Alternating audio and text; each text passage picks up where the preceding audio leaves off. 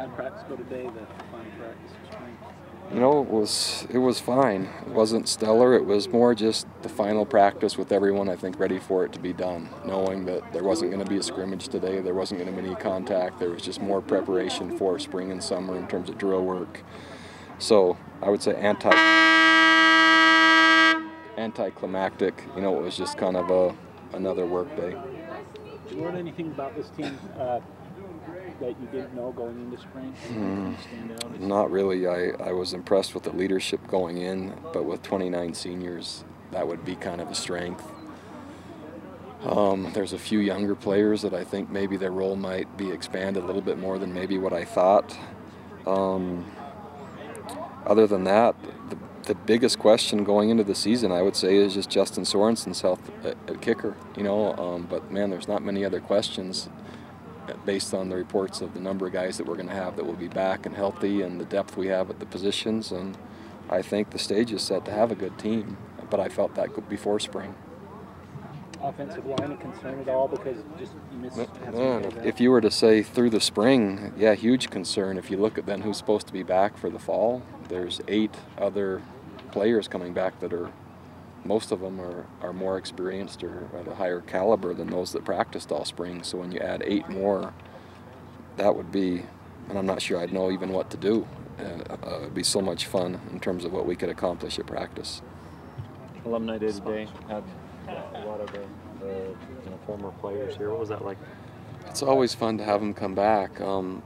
There was kind of a double obligation, so Coach Reynolds spoke to the alumni today. Normally I do that. I was speaking to another group on campus, and so I haven't had as much interaction yet. There's a dinner going on right now, but what I did get reports of last night, the former secondary all met with Coach Felt. They had a nice gathering, as well as all the former offensive linemen with Coach French. And that was kind of the vision, is that once they came back, then they would start kind of, you know, having their own special, either by year, by class, or by position. And so that's starting to take root, which is fun. And I just appreciate those wanting to come back to see what we're doing and show their support. And what's happening is they all bring family members now. It started with just the players. Well, now it's wives, kids, grandkids, and that's even more fun. What specific things have you told your players to work on, especially before we come back in the fall? Yeah, man, I would love them to be in absolutely phenomenal condition. We have a very tough conditioning test that they'll be preparing for, and so they know that's coming.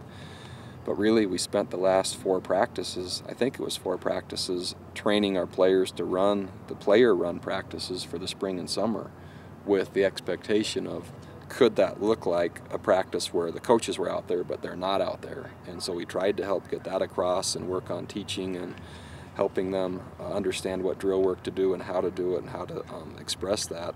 Because if that happened, that's 3.5 to almost 4 months worth of additional leadership and practice and chemistry that can be developed when we're not able to be with our team. Did you feel like Riley progressed this spring, especially in the accuracy department with all the reps he got? Yeah, Riley's, man, the leadership that he has is the first thing I would say. Accuracy I'm very comfortable with. The thing that we couldn't work as much as we needed to, wanted to, or were able to was the run game. And that was simply by lack of offensive linemen. So I'm really comfortable with Riley's play. Riley is best when you can run the football and then he can run and play action and then move out of the pocket, etc. So we were able to really focus on more of a single dimension of throwing and defending the pass, which will eventually help us versus some of the teams we play. We'll have to do some catch-up versus running the football and run defense in fall camp. Juiced dealt with some adversity last fall. Can you kind of talk about how he's overcome that? And yeah, I think he's overcoming, and I think he has kind of reestablished himself as a quality football player in our program and someone that can be relied on. And so the combination of possibly having he and Mike Elisa in the backfield at the same time, that could be fun. Yona Pritchard also gives us another unique element, kind of Manasseh Tonga-like. So those 3 I was impressed with through the spring practice. What did you like from the defense during the spring, and what do you want to see from them? Oh, I like that they're hard to score on, and I like that they're willing, and I like that they're confident, and I like that they're physical, and but I expect him to be in phenomenal shape, not only physically but mentally, and getting ready for how they're going to be trained. And I have high expectations for him, and so getting that message across is what I think I'd like to have them acknowledge.